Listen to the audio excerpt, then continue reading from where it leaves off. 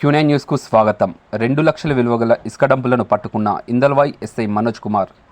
ఇందల్వాయి మండల Q9 news కథనం ప్రకారం ఇందల్వాయి మండలంలోని కేకే తాండా గ్రామ పంచాయతీ పరిధిలోని ఊరు వెనకాల అక్రమంగా నిల్వ చేసి ఉంచిన ఇసుక డంపు కుప్పలు ఉన్నట్లు పక్కా సమాచారం మేరకు పట్టుకున్న ఇందల్వాయి ఎస్ఐ మనోజ్ కుమార్ తన బృందంతో వెళ్లి ఇసుక డంపులను చూసి వెంటనే రెవెన్యూ డివిజన్ ఆర్ఐ మోహన్కు బైండోవర్ చేసినట్టు ఎస్ఐ తెలిపారు. దీని విలువ ఇంచుమించు 2 లక్షల వరకు ఉంటుందని అంచనా.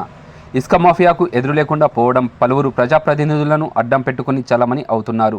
చీకటి పడిందంటే కాసుల పంట పండినట్టే. ఒక్క ట్రాక్టర్ ఇసుక 4,000 నుండి 5,000 వరకు ఉంటుందని ఎస్ఐ అన్నారు. ఫారెస్ట్ మరియు రెవెన్యూ వీఆర్ఏ అధికారులు నిమ్మకు నీరెత్తినట్టుగా కాపలా కాస్తూ సహకరిస్తూ ఉంటున్నారని ప్రజలు వాపోతున్నారు. ప్రజల్లో ఆలోచన నెలకొంది. రోడ్డు మీద కాలినడకన నడిచేటోడు ఈరోజు ఇసుక దందా చేసేవాడు జేబు నిండా డబ్బు వేసుకొని తిరుగుతున్నాడు అంటే కారణం అడ్డు అదుపులేని ఇసుకనే కారణం. నూతనంగా బాధ్యతలు తీసుకున్న ఎస్ఐ మనోజ్ 2 రోజుల క్రితం 3 ఇసుక ట్రాక్టర్లను సీజ్ చేసినట్టు ఆయన తెలిపారు.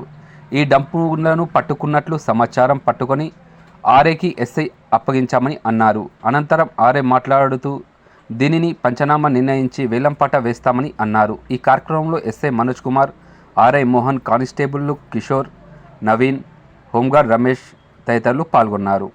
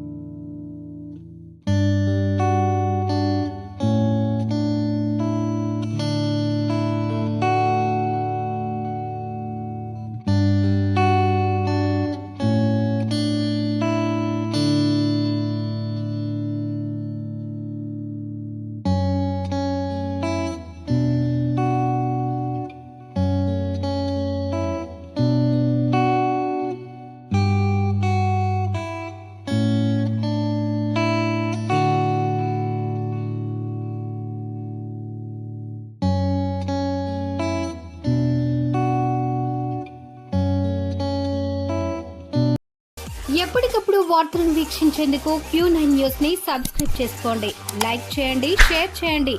విలువైన సమాచారాన్ని ముందుగా మీరే తెలుసుకునేందుకు బెల్ బటన్ ని క్లిక్ చేయండి.